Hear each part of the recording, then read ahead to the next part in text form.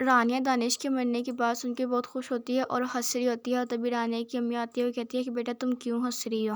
رانیہ کہتی ہے امی میں کیوں نہ خوش ہوں، میں کیوں نہ ہنسوں، کیونکہ ہم آزاد ہو گئے۔ رانیہ کی امی کہتی ہے بیٹا ہمیں کسی کی اداسی پہ خوش نہیں ہونا چاہیے، کیا پتہ اللہ تعالیٰ میرے کس بات سے ہم سے ناراض ہو جائے۔ پھر رانیہ کی امی کہتی ہے کہ دانش کے ساتھ بہت برا ہوا، جوان جان لڑکا مر گیا، اور کہتی ہیں کہ نواب دیکھو کس طرح رو رہی ہے، نہ اس کو ہوش ہے نہ خبر ہے، بس اسی صدمے میں ہے کہ اس کا بیٹا مر گیا۔ رانیہ کہتی ہے امی تو ہم کیا کریں، انہوں نے ہمارے ساتھ برا نہیں کیا۔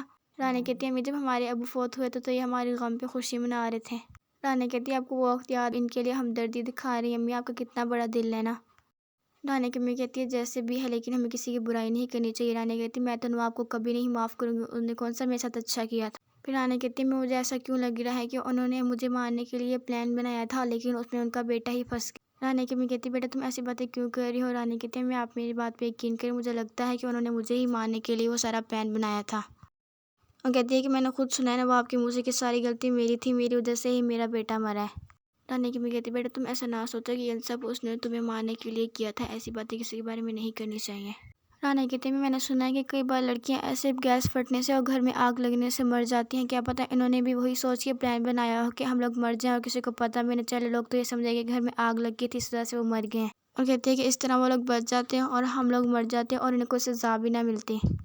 رانیہ کی امی کہتی ہے اگر وہ اس دنیا میں مر جاتے تو کیا اللہ تعالیٰ انہیں معاف کرتا ہے؟ اللہ تعالیٰ بھی تو ان کو سزا دیتا ان کی اس غلطی کی۔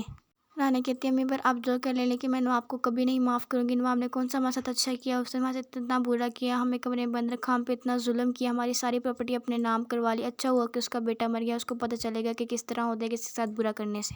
کہتی ہے کہ اچھا ہوا اللہ تعالیٰ نے ان کو سزا دی، جب اس کو پتہ چلے گا جب میرا ابو فوت ہوا تو ہم لوگ کس طرح ذلت سے گزر رہے تھے، کس طرح رو رہے تھے، لیکن انہوں نے کون سا ہم پہ رحم کھایا اور ہمارے ساتھ برا کرتی رہی، ہمارے بارے میں ایک بار بھی نہیں سوچا، انہوں نے یہ بھی نہیں سوچا گا اس غلطی کی ان کی کتنی بڑی سزا ملے گی۔ اور کہتی ہے کہ دیکھو آج مل بھی گئی، اور کہتے ہیں اب ہم کر بھی کیا سکتے ہیں، اللہ تعالیٰ نے جس کے لیے جتنی زندگی لکھی ہوتی ہے اس کو اتنی ہی ملتی ہے۔ پھر حمزہ کے ابو کہتے ہیں کیا تم نواب سے مل کے اس کی حالت کیسی تھی؟ حمزہ کی امی کہتی ہے کہ نواب کی حالت تو بہت بری تھی، وہ اسے یہی بار بار کہی جا رہی تھی کہ میری وجہ سے میرا بیٹا۔ تبھی حمزہ کو رانیہ کی خواب آتے ہیں کہ وہ اس طرح مجھے کہہ رہی تھی کہ مجھے ان سے بچاؤ، ان کے ظلم سے مجھے بچاؤ۔ تبھی حمزہ کی امی کہتی ہے کہ انہوں نے رانیہ کے ساتھ بہت برا کیا، بیچاری اتنی کم عمر میں ہی ودوا ہوگی، کیا قصور تھا اس کا۔ تبھی حمزہ کا ابو کہتا ہے کہ ابھی میرا بھائی مرا ہی تھا کہ دانش بن گیا، ابھی اس گھر سے 2 جنازے اٹھے ہیں۔ تبھی حمزہ کی امی کہتی ہے کہ اس میں رانیہ اور اس کی امی کا کیا قصور ہے، اب ان دونوں کا کون خیال رکھے گا؟ تبھی کہتی ہے کہ نواب تو اپنے ہی غم میں کھوئی ہوئی ہے۔ کہتی ہے میں نے یہ سنا ہے کہ جب سے رانیہ کو پتہ چلا ہے کہ دانش مر گیا وہ صرف ایک بات کہہ رہی ہے کہ ہم آزاد ہو گئے اور ہم آزاد ہو گئے۔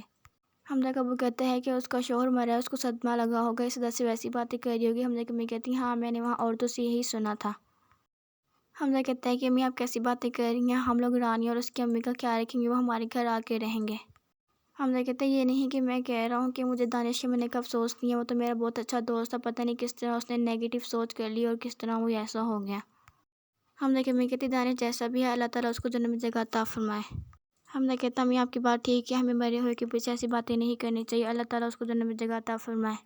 حمزہ کا ابو کہتا ہے کہ میں نے جب بیچارے رشید بھائی کو دانش کی قبر میں روتا ہوا دیکھا تو مجھے بہت برا لگا، وہ بہت اچھے انسان تھے، دیکھو کیسے اللہ تعالیٰ نے ان سے ان کا بیٹا چھین لیا۔ حمزہ کی امی کہتی ہیں ہاں وہ تو ان گھر میں سب سے اچھے ہیں، نہ وہ ثنا کے جیسا ہے، نہ وہ اپنی بیوی جیسا ہے، نہ وہ دانش کے جیسا تھا، وہ بہت اچھے تھے۔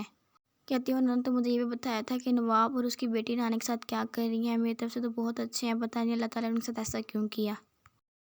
نواب رانیہ کے پاس آتی ہوئی کہتی ہے کہ پلیز مجھے معاف کر دو، میں نے تمہارے ساتھ بہت برا کیا ہے، مجھے معاف کر دو۔ رانیہ کہتی نہیں میں تمہیں معاف نہیں کروں گی۔ رانیہ کہتی ہے کہ تم نے مجھے مارنے کے لیے وہ پلان بنایا تھا لیکن کیا پتہ اللہ تعالیٰ نے تمہارے بیٹا اس کے اندر مار دیا، اب میں کیا کر سکتی ہوں، تمہارے ساتھ میں تو یہ تھا کہ میں مر جاتی لیکن میں نہیں مری اور تمہارا بیٹا ہی مر گیا۔ تبھی نواب کہتی ہے پلیز مجھے معاف کر دو۔